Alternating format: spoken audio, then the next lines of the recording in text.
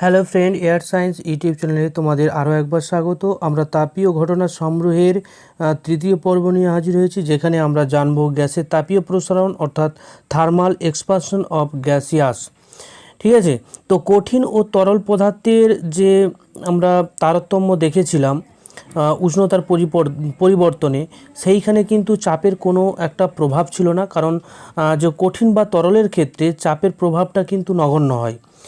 কিন্তু যদি আমরা গ্যাসীয় পদার্থের ক্ষেত্রে ধরি, তাহলে উষ্ণতার পরিবর্তন না করেও কিন্তু চাপের পরিবর্তন ঘটিয়ে যে গ্যাসীয় পদার্থের আয়তন পরিবর্তন করা যায়। তাহলে এখান থেকে কি বোঝা যাচ্ছে যে গ্যাসীয় পদার্থগুলো উষ্ণতা ছাড়াও চাপের ওপর ডিপেন্ডেন্ট, অর্থাৎ চাপের পরিবর্তনে তাদের আয়তনের পরিবর্তন ঘটবে। আর গ্যাসীয় পদার্থের যে আয়তন প্রসারণ, আয়তন কেবলমাত্র থাকবে, এদের দৈর্ঘ্য বা প্রস্থ বা ক্ষেত্রফল কোনো কিছু থাকবে না, শুধুমাত্র আয়তন প্রসারণটাই হয়। তাই চাপ বাড়ার সাথে সাথে গ্যাসীয় পদার্থের যে আয়তন সেটা কমতে থাকে, আবার চাপ কমার সাথে সাথে আয়তনটা বাড়তে থাকে।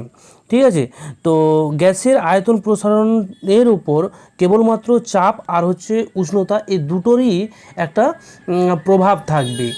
কঠিন বা তরলের ক্ষেত্রে আমরা দেখেছিলাম যে তাদের ক্ষেত্রে শুধুমাত্র উষ্ণতার প্রভাব, কিন্তু গ্যাসের ক্ষেত্রে সেই উষ্ণতার প্রভাব ছাড়াও চাপের একটা প্রভাব থাকবে। ওকে, দেখো, চাপ যখন আমরা বাড়াচ্ছি তখন কিন্তু যে গ্যাসীয় পদার্থের যে আয়তন তা কিন্তু সংকুচিত হয়। অর্থাৎ কোনো একটা পাত্রের মধ্যে উষ্ণতাটাকে স্থির রেখে যদি আমরা গ্যাসীয় পদার্থকে রাখি এবং তার এই যে পাত্রের চারিদিক থেকে যদি আমরা চাপ প্রয়োগ করি, তাহলে চাপ প্রয়োগ করলে গ্যাসটি সংকুচিত হয়, অর্থাৎ আয়তন কমতে থাকবে। আবার একই রকমভাবে যদি আমরা যে চাপ কমাই, সেই ক্ষেত্রে আমরা দেখব যদি এই যে বাহ্যিক বাইরে থেকে থাকা যে বাহ্যিক চাপ, সেই চাপটা যদি আমরা কমিয়ে দিই, অর্থাৎ চাপ যদি না থাকে বাইরের দিকে, তাহলে পাত্রের মধ্যে থাকা যে গ্যাসীয় পদার্থ তাদের যে আয়তনের যে বৃদ্ধি ঘটবে, কারণ গ্যাসীয় পদার্থগুলো কি হবে, তারা মুক্তভাবে থাকার চেষ্টা করবে, অর্থাৎ বেশি অংশ জুড়ে থাকবে, ফলে তাদের আয়তনটা কি হয়, বাড়তে থাকে।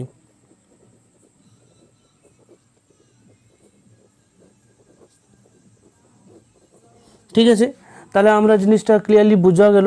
তো আরও একবার বলে দিচ্ছি যে কঠিন ও তরলের ওপর চাপের কিন্তু প্রভাবটা নগণ্য হয়। যদি আমরা উষ্ণতাকে স্থির রেখে দিই, তাহলে চাপের পরিবর্তন করলে গ্যাসীয় পদার্থের কিন্তু আয়তনের একটা পরিবর্তন ঘটে। যেমন আমরা চাপকে যদি যখন বাড়াবো উষ্ণতা স্থির রেখে, তখন কিন্তু সেই গ্যাসীয় পদার্থ তাদের সংকোচন ঘটবে, ফলে আয়তন কমতে থাকে।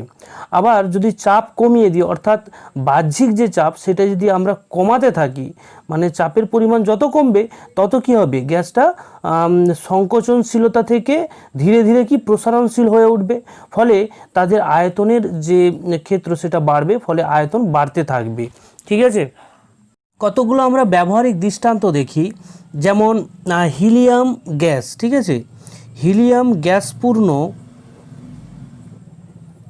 বেলুন,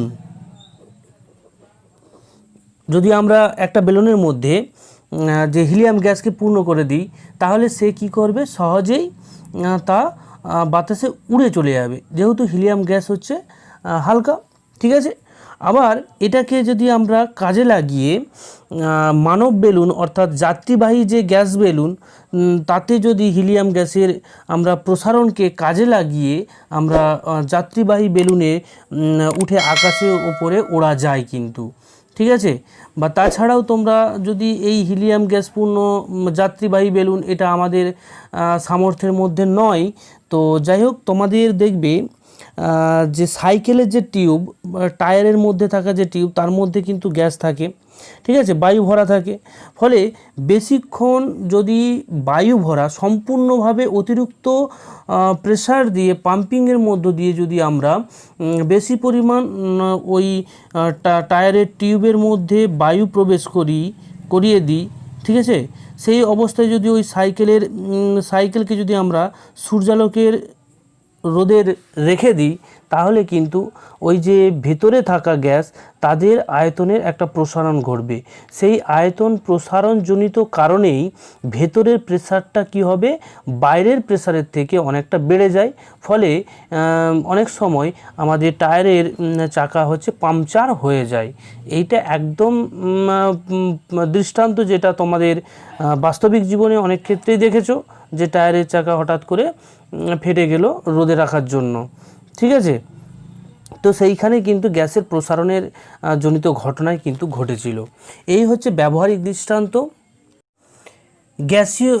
গ্যাসীয় পদার্থে তাপীয় প্রসারণের ক্ষেত্রে স্বতন্ত্র গুণাঙ্কগুলো তাহলে কি হবে? দেখো, গ্যাসের তাপীয় প্রসারণের ক্ষেত্রে যেহেতু উষ্ণতার পরিবর্তনের সাধারণতভাবে গ্যাসের চাপ আর হচ্ছে আয়তন উভয় পরিবর্তিত হয়।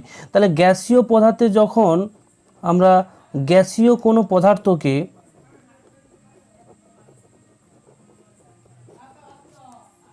একটা নির্দিষ্ট উষ্ণতায় উত্তপ্ত যদি করি, তাহলে কি হবে, তাদের চাপেরও পরিবর্তন ঘটবে, চাপের ও আয়তনের পরিবর্তন ঘটে। এই দুটো জিনিসের পরিবর্তন ঘটবে, চাপ আর আয়তন। তাহলে আমাদের যে গ্যাসীয় তাপের প্রসারণের যে স্বতন্ত্র গুণাঙ্ক, তাহলে দুটো গুণাঙ্ক আমরা পাবো।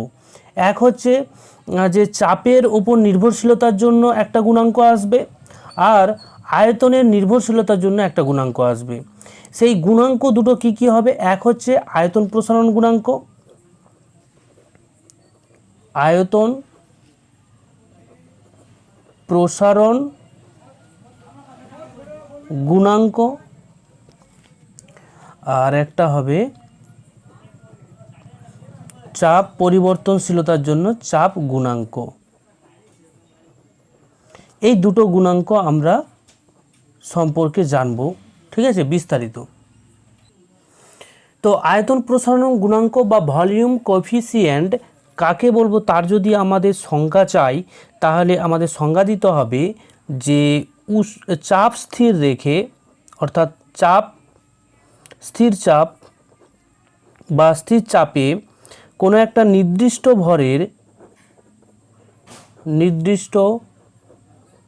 ভরের গ্যাসীয় পদার্থের একক ভরের উষ্ণতা 0 ডিগ্রি সি থেকে বৃদ্ধি করে যদি আমরা 1 ডিগ্রি সি করি, অর্থাৎ 1 ডিগ্রি বৃদ্ধি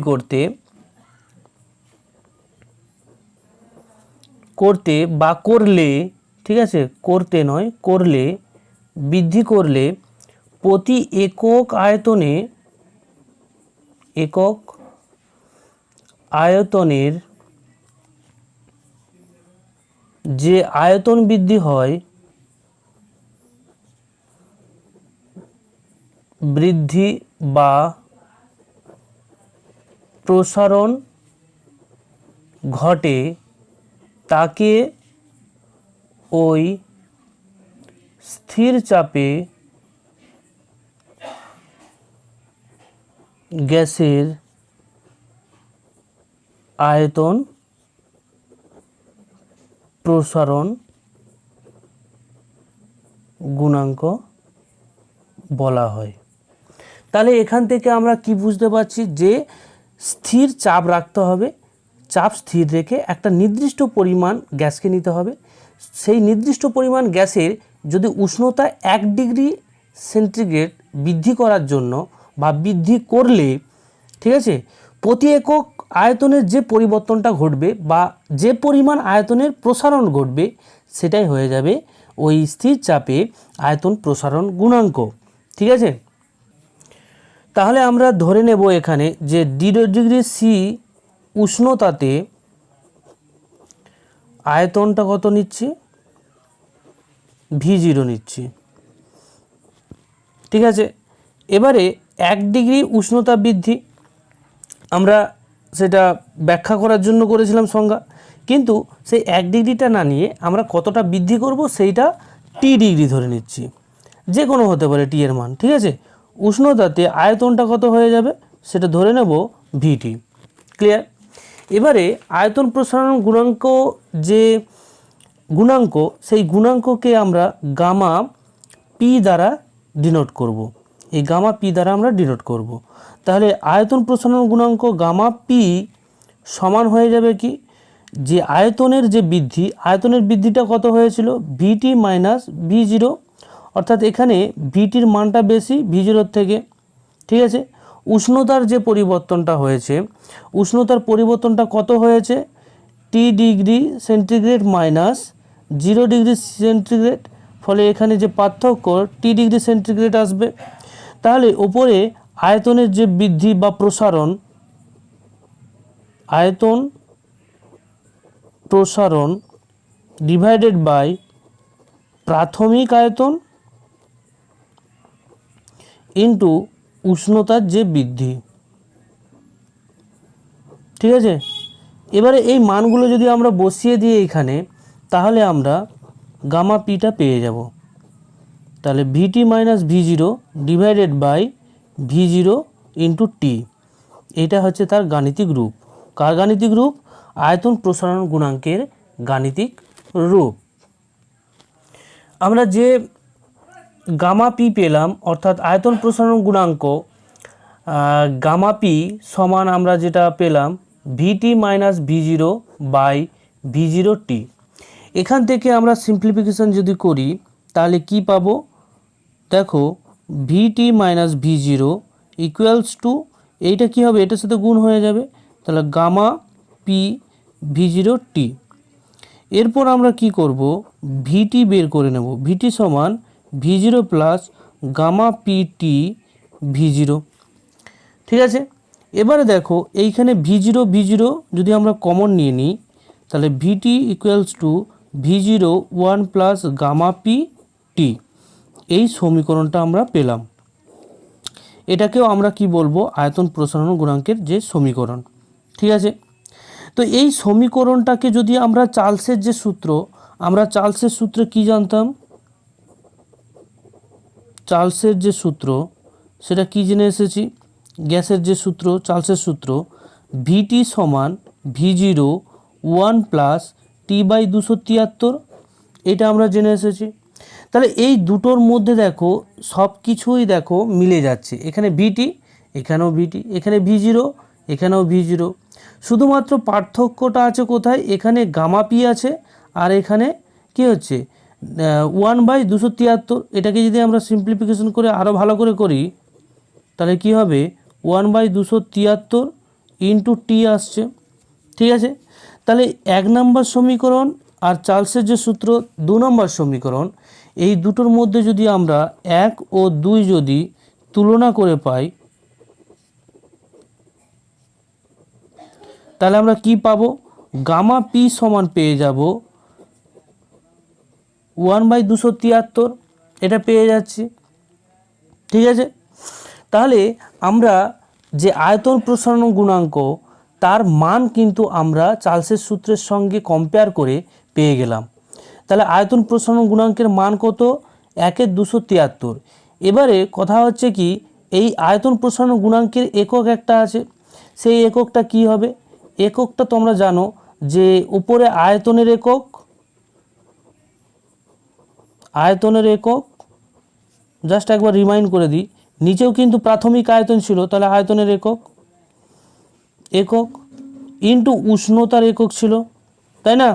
তাহলে আয়তনের একক কেটে গেলে তাহলে কি পড়ে থাকতো, 1 উষ্ণতার একক।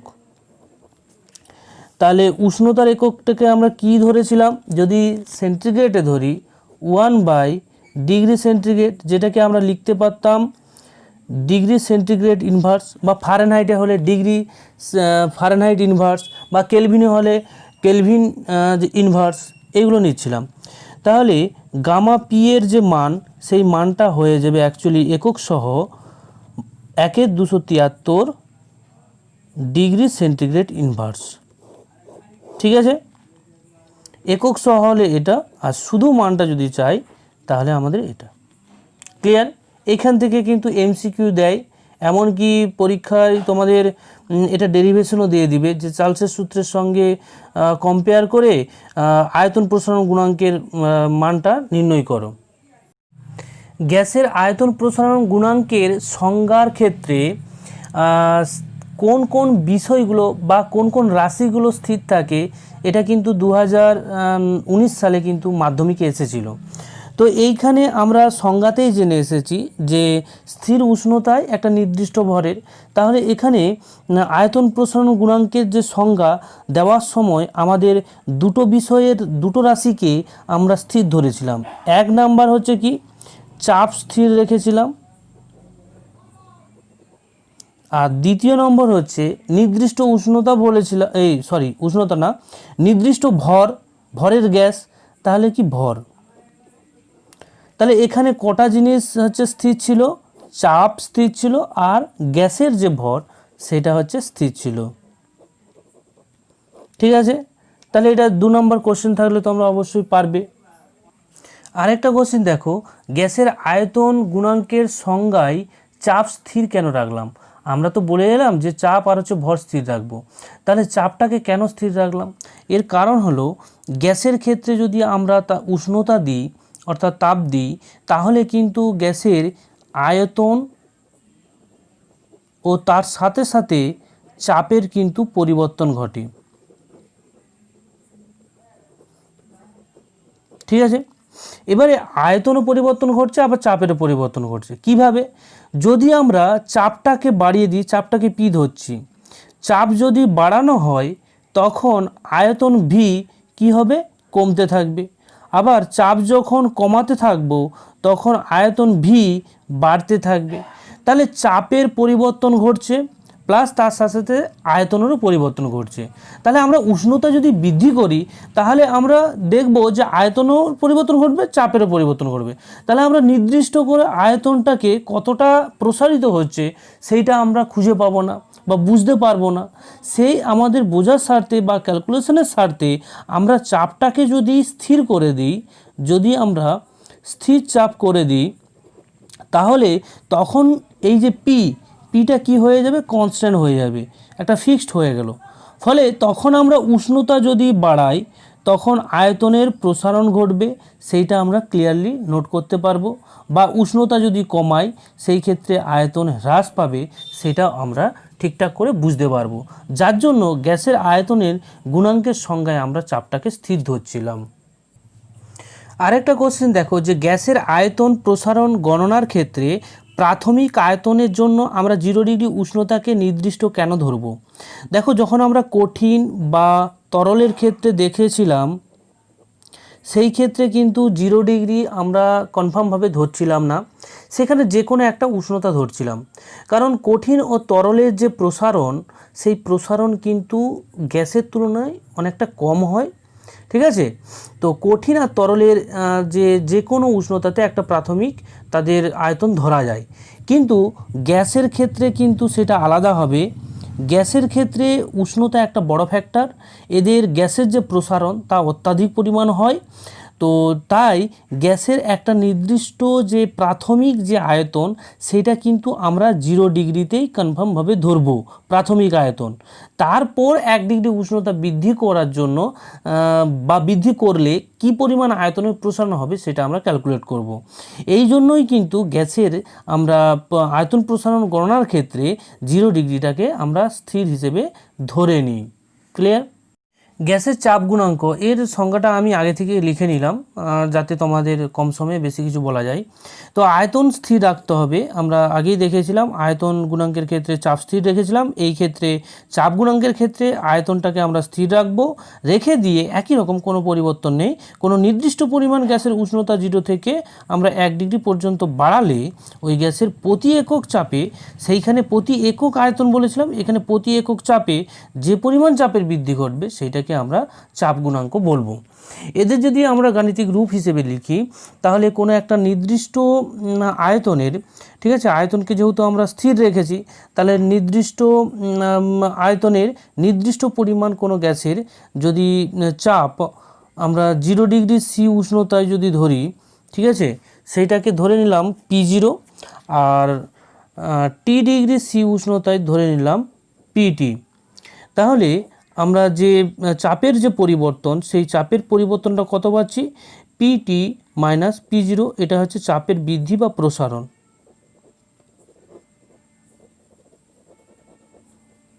ঠিক আছে, এবারে উষ্ণতার যে বৃদ্ধি সেটা হচ্ছে T degree minus 0 degree C করে দিলে আমরা কি পাবো? শুধু টি ডিগ্রি সি পাবো, যেটা হচ্ছে উষ্ণতার বৃদ্ধি। ঠিক আছে, এবারে গ্যাসের যে চাপ গুণাঙ্ক, সেই চাপ গুণাঙ্ককে আমরা ডিনোট করব গামা জিরো দ্বারা বা গামা নট দ্বারা। ঠিক আছে, বা গামা ভি দ্বারাও আমরা ডিনোট করতে পারি। তো যাই হোক, এটা আমরা গামা ভি নিচ্ছি, সব বইতে দেখবে গামা ভি দ্বারা ডিনোট করেছে, যেহেতু এখানে আয়তনটা স্থির তাই এখানে ভি দ্বারা ডিনোট করেছে। ওকে, তো আমরা চাপ গুণাঙ্ক সমান তাহলে লিখতে পারি p t minus p zero divided by p zero into t. ঠিক আছে, এটাকে আমরা সরলীকরণ করতে পারি ঠিক আগের মতো, p t minus p zero equals to p zero gamma v t. Okay, এখানে পিটি সমান হয়ে যাবে p zero plus p zero gamma v t. এখান থেকে আমরা পি জিরো কমন নেব, কমন নিলে কী হবে? পি জিরো কমন নিলাম 1 plus gamma v t. Clear?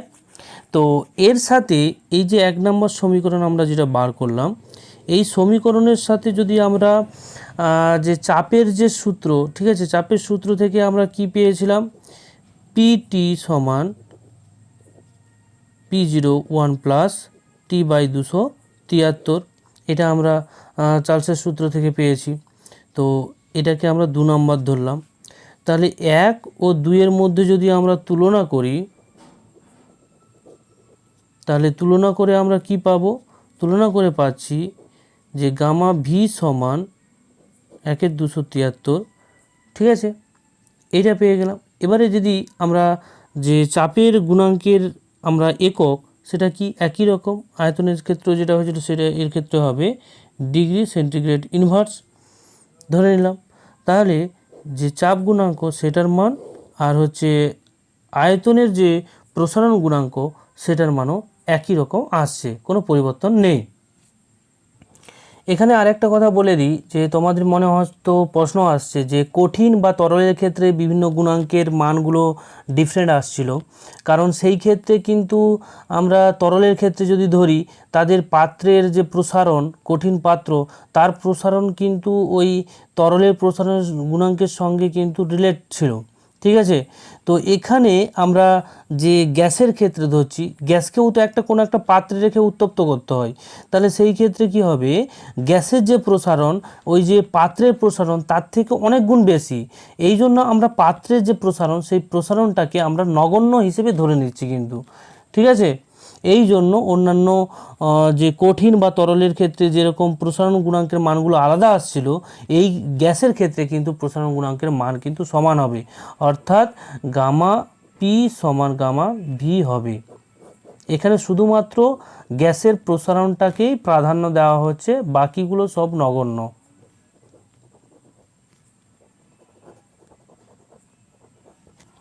ঠিক আছে, গ্যাসের আয়তন প্রসারণ কোন কোন বিষয়গুলোর উপর নির্ভর করবে? গ্যাসের আয়তন প্রসারণ যে ব্যাপারটা, যে বিষয়টা ঘটছিল, স্থির চাপ বা নির্দিষ্ট ভরের, স্থির চাপ ও নির্দিষ্ট ভরের কোনো গ্যাসের ক্ষেত্রে, সেই ক্ষেত্রে আয়তন প্রসারণ নির্ভর করে দুটো মাত্র জিনিসের ওপর। এক হচ্ছে যে গ্যাসের যে প্রাথমিক যে আয়তন, সেই প্রাথমিক আয়তনের উপর, আর দ্বিতীয়ত হবে তাপমাত্রার উপর বা তাপমাত্রার বৃদ্ধির উপর। এই দুটো জিনিসের উপর কিন্তু নির্ভর করে যে গ্যাসীয় পদার্থের প্রসারণ। ঠিক আছে, তাহলে আমরা দ্বিতীয় পর্বে গ্যাসীয় পদার্থের প্রসারণ সম্পর্কে টোটাল আমরা জানলাম। তোমাদের পিডিএফ কিন্তু ডিসক্রিপশন বক্সে দেওয়া আছে, দুটো পিডিএফ। এক হচ্ছে ক্লাস নোটের যে হ্যান্ড নোটের যে পিডিএফ, অর্থাৎ যেটা আমি লিখলাম এখন সেটার পিডিএফ পাবে 1 নাম্বার। দ্বিতীয়ত হচ্ছে তোমরা যে কোশ্চেনের যে পিডিএফ সেটাও পেয়ে যাবে, ঠিক আছে। দুটো লিঙ্কই তোমাদের দেওয়া থাকবে। তাছাড়াও প্রিভিয়াস যে প্লে লিস্ট, অর্থাৎ বিভিন্ন অধ্যায়ের যে পড়ানোগুলো হয়েছে পঠন পাঠন, সেই সমস্ত ভিডিওগুলো দেখার জন্য কিন্তু তোমাদের ডিসক্রিপশন বক্স অথবা আই বাটনে গিয়ে দেখবে সব প্লে লিস্টগুলো দেওয়া আছে, ঠিক আছে। Thank you.